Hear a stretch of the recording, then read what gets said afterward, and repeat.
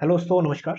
एक बार फिर से स्वागत है आपका चाणक्य ग्रुप ऑफ इकोनॉमिक्स में। दोस्तों, एनवीएस ने टीजीटी, पीजीटी और प्रिंसिपल की पोस्ट के लिए रिक्रूटमेंट 2022 का नोटिफिकेशन रिलीज कर दिया है, जिसमें तीन डिफरेंट डिफरेंट कैटेगरी से यहाँ पे हमें पोस्टें देखने को मिल जाएंगी। एज एक्सपेक्टेड था कि एनवीएस और केवीएस इस साल 2022 में अपने नोटिफिकेशन रिलीज करेगी, पोस्टें निकालेगी ही निकालेगी, क्योंकि बहुत सारे पोस्टें एनवीएस में भी वैकेंट है और बहुत सारी पोस्टें केवीएस में भी वैकेंट है। ठीक है, तो दोनों ही जो ऑर्गेनाइजेशंस हैं वो ऑटोनोमस बॉडीज हैं अंडर मिनिस्ट्री ऑफ एजुकेशन। तो एक एनवीएस अगर हम बात करें छोटा भाई है, तो केवीएस बड़ा भाई है। तो छोटा भाई जो है थोड़ा सा एक्टिव है। ठीक है, एनवीएस की जो ट्रांसफर पॉलिसी है ये भी टाइम टू टाइम होती है, और जो केवीएस की थोड़ा सा डिले होगी चलती है। तो एनवीएस का जो नोटिफिकेशन है वो पहले ही आ गया है, क्योंकि इसमें हम ये भी कह सकते हैं कि एनवीएस अगर बात करें तो 650 अप्रोक्स है ऑल ओवर इंडिया। और जो चेन है केवीएस की, सबसे लार्जेस्ट चेन ऑफ स्कूल्स है, तो 120 दैट इज 1250 अप्रोक्स है आपकी टोटल स्ट्रेंथ अप्रोक्स। ठीक है, केवीएस की अभी और भी सेटअप होते जा रहे हैं। लेकिन अब इस नोटिफिकेशन की बात करते हैं और एलिजिबिलिटी क्राइटेरिया की बात करते हैं। देखते हैं कि कितने पोस्ट हैं और आपके लिए बेनिफिशियल इसमें क्या कुछ चीजें हैं। ठीक है, तो तीन चीजें इन्होंने मेनली बेसिकली यहाँ पे डिस्कस की है। एक तो प्रिंसिपल की पोस्ट, और उसके बाद पीजीटीज, उसके बाद टीजीटी। ठीक है, और मिसलेनियस वगैरह। तो यहाँ पे चेक करते हैं कि इकोनॉमिक्स में क्या कुछ है और अदर जो एलिजिबिलिटी क्राइटेरिया है वो क्या कुछ है। ठीक है, तो जो ये नोटिफिकेशन है, ये नोटिफिकेशन अभी रिलीज, अगर हम बात करें तो ये रिलीज ऑफिशियल वेबसाइट पे तो नहीं हुआ है, लेकिन ये वाला जो आपका एम्प्लॉयमेंट न्यूज है, ठीक है, ये वहां से आपको मिल जाएगा। लेकिन उसकी भी डेट कौन सी है? उसकी भी डेट है आपकी जो 2 to 8 जुलाई 2022 तक, जो वीकली पब्लिकेशन है। ये थोड़ा सा एडवांस में आ चुका है पहले ही, लेकिन हाँ, ऑफिशियल वेबसाइट में 2 से 8 तक के बीच में फिर भी अपलोड हो जाएगा।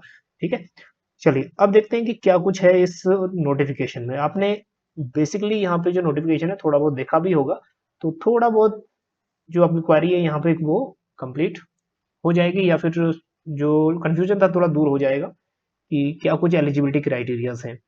तो सबसे पहले प्रिंसिपल की, मुझे लगता नहीं कि कोई प्रिंसिपल के लिए यहाँ पे पोस्ट अप्लाई करेगा, लेकिन जो भी है हम लोग सभी का डिस्कस करते हैं। प्रिंसिपल के लिए यहाँ पे जो अनरिजर्व है 7 है, EWS 1, OBC 3 और SC कैटेगरी के लिए 1। ठीक है, टोटल 12 सीट्स है।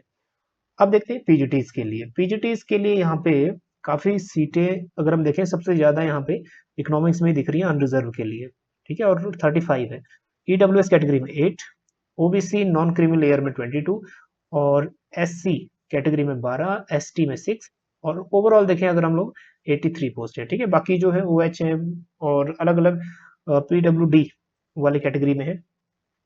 चलिए, तो 83 पोस्ट यहाँ पे इकोनॉमिक्स की बन रही है और 397 पोस्ट यहाँ पे टोटल बनती है पीजीटीज की। ठीक है, तो यहाँ पे बेसिकली अगर हम लोग इकोनॉमिक्स को मान के चले, तो इकोनॉमिक्स 1 दैट इज 83 है टोटल। तो अब यहाँ पे चांसेस पूरे बनते हैं। अगर आप लास्ट टाइम की भी बात करो, अगर केवीएस की भी बात करो, तो पहले कम पोस्टें आई थी, बाद में बढ़ा दी थी। तो आप तैयारी अपनी जारी रखिए, हो सकता है ये पोस्टें एक बार रिवाइज फिर करे एनवीएस। लेकिन इतनी पोस्टें तो श्योर है, ये तो आएंगी आएंगी। ठीक है, फिर एक टीजीटी लेवल पे, तो टीजीटी लेवल पे यहाँ पे टोटल ओवरऑल है 683 पोस्ट। ठीक है, ओवरऑल। तो यहाँ पे भी आपके चांसेस काफी हैं। और उसके बाद टीजीटी जो है थर्ड लैंग्वेज की भी इस बार इन्होंने काफी वैकेंसीज काफी लैंग्वेजेस में, ठीक, ये पोस्ट रिलीज की हुई है। अब देखो टोटल 15 लैंग्वेजेस हैं। ठीक है, तो नोटिफिकेशन डाउनलोड कर लेना, डिस्क्रिप्शन में से आपको मिल जाएगा। सो उसके बाद मिसलेनियस में भी देखो पोस्टें काफ़ी हैं। म्यूजिक में 33 हैं, आर्ट में 43 है।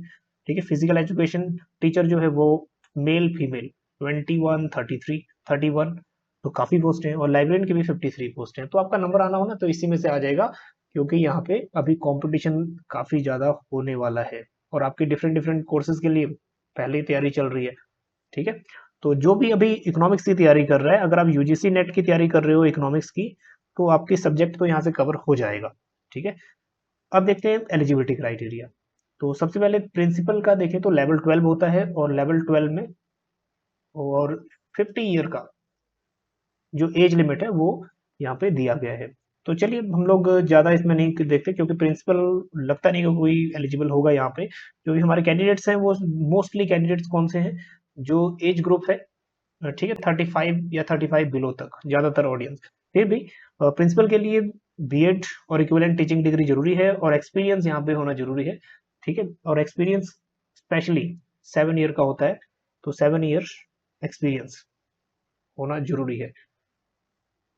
चलिए आगे चलते हैं, और भी डिटेल में है इसको, आप प्रिंसिपल वाला अगर कोई स्पेसिफिक है तो उसको पढ़ लीजिएगा। हम लोग चलते हैं आगे। जो एलिजिबिलिटी क्राइटेरिया है पीजीटीज के लिए, थोड़ा ये इंपॉर्टेंट है, ठीक है, थोड़ा इस पे हम लोग थोड़ा सा ज़्यादा फोकस करेंगे। तो पीजीटीज का जो लेवल है वो 8 होता है, और जो सैलरी का रेंज है बेसिक का, बेसिक कहाँ से 47,600 शुरू होता है, और मैक्सिमम अगर लेवल 8 पे ही आप रिटायर्ड हो रहे हो तो लास्ट में आपका सैलरी कितना बन जाएगा, 1,51,100। ठीक है, ये पे मैट्रिक्स है, मतलब शुरू में आपको बेसिक इतना मिलेगा और लास्ट अगर इसी लेवल पे रहोगे, हालांकि लेवल बढ़ता जाता है।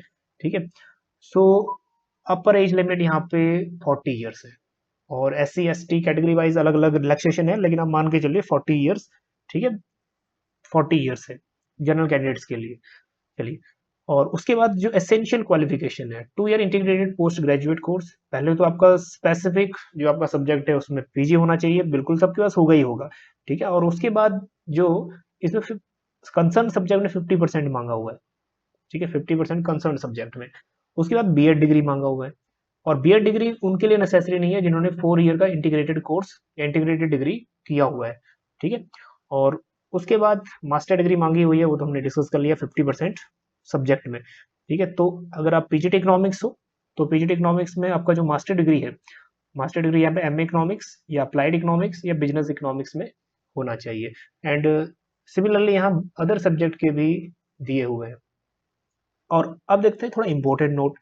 तो candidates possessing master degree with specialization in discipline, special जो सब्जेक्ट है उसमें थोड़ा मास्टरी होनी चाहिए। ठीक है, मास्टरी तो आपकी जो सब्जेक्ट नॉलेज है जो एग्जाम हो रहा है उससे दिखेगा ही। बीएड डिग्री बहुत जरूरी है, बीएड की डिग्री। ठीक है, और दूसरा है proficiency in Hindi and English language. जो केवीएस की पोस्टें हैं और एनवीएस की पोस्टें हैं, हो सकता है कि आपको कहीं भी भेज दे, साउथ जोन में भेज दे और नॉर्थ इंडिया में भेज दे। ठीक है, ईस्ट वेस्ट कहीं भेज सकते हैं। तो बाइलिंगुअल बहुत जरूरी है, हिंदी और इंग्लिश का आना बहुत जरूरी है। इंटरव्यू में ना आपका यहीं से स्कोर बनेगा, जो इंटरव्यू बनेगा यहीं से आपका स्कोर बनेगा कि 60 में से कितने मार्क्स आते हैं। बेसिक अभी देखते हैं कि इंटरव्यू कितने मार्क्स का होता है इसमें। चलिए, डिजायरेबल क्वालिफिकेशन क्या है, ये अगर क्वालिफिकेशन आपके पास नहीं है तो चल भी जाएगा, लेकिन हाँ ये एक प्रेफरेंस मिलेगा इन लोगों को। Experience as a TGT in the recognised institution in concern subject. अगर आप टीजीटी हैं या पीजीटी है कोई इंस्टीट्यूशन में तो आपको श्योरली यहाँ पे प्रेफरेंस मिलेगी। ठीक है, उसके बाद experience of working in residential school. Residential क्योंकि एनवीएस एक रेजिडेंशियल स्कूल है, ठीक है, वहीं आपको रहना है, तो अगर रेजिडेंशियल स्कूल का आपको एक्सपीरियंस है तो एनवीएस आपको प्रेफरेंस देगा, क्योंकि आप लोग उस वर्क कल्चर को जानते हो। फिर उसके बाद है नॉलेज ऑफ कंप्यूटर एप्लीकेशन। ये तो आजकल बेसिक हो गया है, क्योंकि एक्सेल शीट तो बहुत सारी आपको भरनी है, गूगल शीट भरनी है, कंप्यूटर का बेसिक नॉलेज होना बहुत जरूरी है। ठीक है, तो ये भी बहुत जरूरी है। सो कंप्यूटर नॉलेज तो आजकल सबको ही होता है, लेकिन अगर नहीं है तो इसको इम्प्रूव कर लीजिए। जो केवीएस एनवीएस में जॉब करेगा तो आपको बहुत सारी गूगल शीट्स वगैरह भरनी तो रहेंगी ही रहेंगी। ठीक है, आगे बढ़ते हैं। सो आगे हम लोग आगे मूव करेंगे, तो यहाँ पे जो सब्जेक्ट स्पेसिफिकली है आपके लैंग्वेजेस से। ठीक है, और टीजीटी की अगर हम बात करें तो एज लिमिट दे दिया है 35, और SC ST या फिर कैटेगरी वाइज थोड़ा रिलैक्सेशन होगा। यहाँ पे जो लेवल है वो 7 हो जाता है। ठीक है, और जो बेसिक सैलरी है वो 44,900, और रेंज कहाँ तक जाती है, 1,42,400 तक। ठीक है, सो खैर लेवल 7 पे आप ज्वाइन करोगे तो लेवल आपका बढ़ता रहेगा। सो आगे भी जाओगे। ठीक है, टीजीटी है, फिर पीजीटी है, प्रिंसिपल है, एसी है, डीसी है, बहुत सारी पोस्टें हैं। सो चलिए आगे, इसमें जो स्पेसिफिकली अगर हम बात करें सोशल स्टडीज का, आप लोग साइंस का पढ़ लीजिएगा, या फिर टीजीटी मैथ्स है तो उस मैथ्स का अलग से पढ़ लीजिएगा। जैसे यहाँ पे TGT social science social studies का दिया हुआ है। ठीक है, तो इसमें क्या है, आपका कॉम्बिनेशन बोला हुआ है, हिस्ट्री विद, या तो हिस्ट्री आपके पास है तो साथ साथ ज्योग्राफी है, इकोनॉमिक्स है, पॉलिटिकल साइंस है, कोई एक सब्जेक्ट होना चाहिए। या फिर ज्योग्राफी है अगर तो उसके साथ हिस्ट्री, इकोनॉमिक्स, पॉलिटिकल साइंस वगैरह होने चाहिए।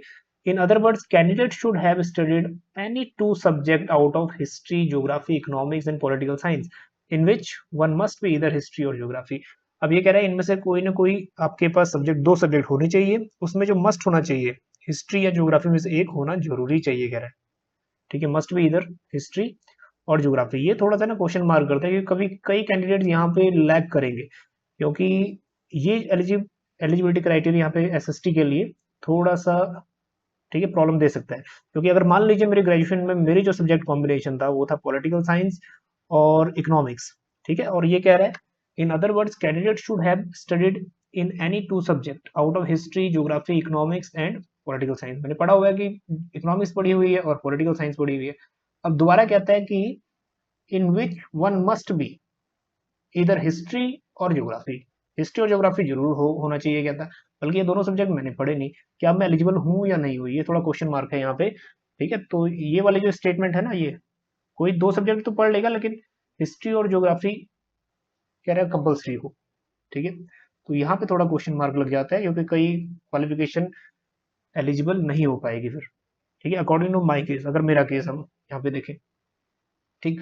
तो अगर आपके पास ऑनर्स से है तो ऑनर्स में भी आपके पास geography, economics, political science any 2 years of course, तो आपके पास ये दो सब्जेक्ट होने जरूरी है, ठीक। चलिए उसके बाद जो थर्ड लैंग्वेज है उसकी भी कुछ क्वालिफिकेशंस हैं, और टीजीटीज के लिए भी कुछ अदर जो टीजीटीज हैं उनके लिए भी कुछ क्वालिफिकेशंस हैं। ये नोटिफिकेशन आपको मिल जाएगा डिस्क्रिप्शन में। चलिए अब देखते हैं कि एज रिलैक्सेशन।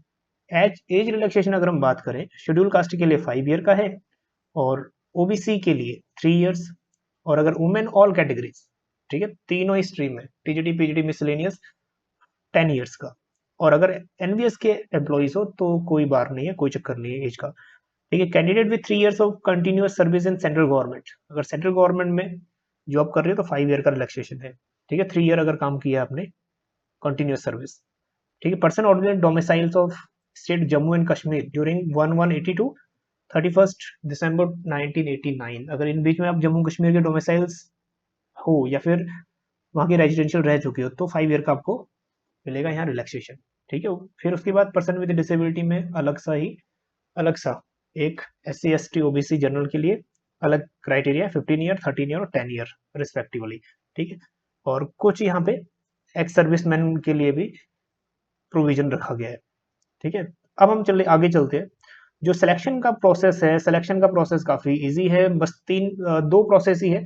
एक में तो आपका जो रिटन है, कंप्यूटर बेस्ड टेस्ट है वो होगा, और दूसरे में आपका इंटरव्यू होगा, जैसा होता है ना बस वैसे ही फाइनल लिस्ट लगेगी, सिलेक्शन सीधा, ठीक है। लेकिन अभी इन्होंने एक चीज यहाँ पे थोड़ा सा चेंज कर दिया है, जो पहले नेगेटिव मार्किंग नहीं होती थी, अभी नेगेटिव मार्किंग भी होती है, ठीक। तो अभी ये जितने भी ये सेंटर की लिस्ट भी दी हुई है, सो और आगे चलते हैं। अब चलते हैं कि पीजीटी का जो सिलेबस है वो क्या रहने वाला है। पहले प्रिंसिपल का अगर हम बात करें तो 150 मार्क्स का है टोटल। अब पीजीटी का थोड़ा डिटेल में देख लेते हैं।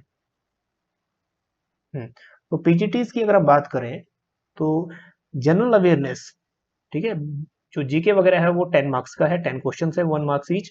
रीजनिंग एबिलिटी, यूजीसी नेट की रीजनिंग एबिलिटी है, वैसे ही क्वेश्चन आते हैं, ज्यादा कुछ कॉम्प्लिकेटेड नहीं आते, 20 marks. Knowledge of ICT, knowledge of ICT last time KVS की बात करें तो बहुत बेसिक रहे थे, ठीक है, तो 10 10। और उसके बाद टीचिंग एप्टीट्यूड भी यहाँ पे 10 मार्क्स, ठीक है, 10 क्वेश्चन 10 मार्क्स। और उसके बाद जो ये वाला कंसिडर आपका सब्जेक्ट कंसर्न है, ठीक है, 80, लेकिन अब सब्जेक्ट भी ना अलग अलग भागों में डिवाइड हो गया, जैसे यहाँ एनईपी यहाँ पे जोड़ दिया है, एनईपी से भी कुछ क्वेश्चन आएंगे। Experiential activities based on pedagogy and case study based questions, pedagogy भी जोड़ दिया, मतलब teaching of economics. So understanding of critical and creative teaching based questions, थोड़ा क्लासरूम टीचिंग, जो सीसीटी बेस्ड क्वेश्चन है वो भी जोड़ दिए, ठीक है। सब्जेक्ट स्पेसिफिक जो है वो तो रहेगा ही रहेगा, ठीक है, मेजर पोर्शन जो ए है उसका रहेगा सब्जेक्ट स्पेसिफिक। तो 130 क्वेश्चन 130 मार्क्स। अब इन्होंने 20 मार्क्स का क्या जोड़ दिया है, ये पार्ट 6। तो पार्ट 6 क्या जोड़ दिया है, लैंग्वेज कॉम्पिटेंसी टेक्स्ट, तो general English and general Hindi, तो क्या रहेगा 10 मार्क्स ईच, ठीक है। अब ये जो 20 मार्क्स है, इसी में इसमें क्या लिखा हुआ है कि 40% मार्क्स लाना जरूरी है, अगर 40% मार्क्स नहीं आए तो ये आपका जो फर्स्ट टू फिफ्थ तक है ये वैलिड नहीं रहेगा, ठीक है। तो यहाँ पे क्या लिखा हुआ है, this part is qualifying in nature only with minimum 40% marks, सिर्फ 40% मार्क्स चाहिए, ठीक है, मतलब 20 में से 8 क्वेश्चन ठीक करने जरूरी है इन ईच लैंग्वेज। सो मतलब 40%, 4 क्वेश्चन आपको जरूरी है लाने हैं 10 में से।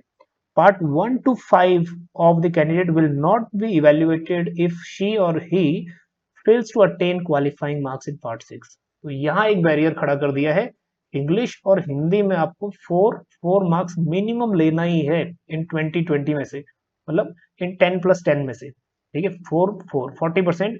और ये सिर्फ क्वालिफाइंग क्राइटेरिया है, अगर आप इसमें 8 भी लेते हो तो ये आपका क्वालिफाई तो हो जाएगा, बल्कि ये अगर अब यहाँ पे मेंशन नहीं किया हुआ कि 8 जो टोटल मार्क्स है 8 ही जुड़ेगा या सिर्फ क्वालिफाइंग, और मेरे ख्याल से ये सिर्फ क्वालिफाइंग मार्क्स है, अगर आप 4 से ऊपर भी लेते हो तो भी कोई रिलेवेंसी ज्यादा नहीं है, ठीक है, सिर्फ क्वालिफाइंग मार्क्स बोला हुआ है, तो क्वालिफाइंग क्राइटेरिया के लिए तो यहाँ एक बैरियर थोड़ा सा नजर आ रहा है। चलिए आगे मूव करते हैं।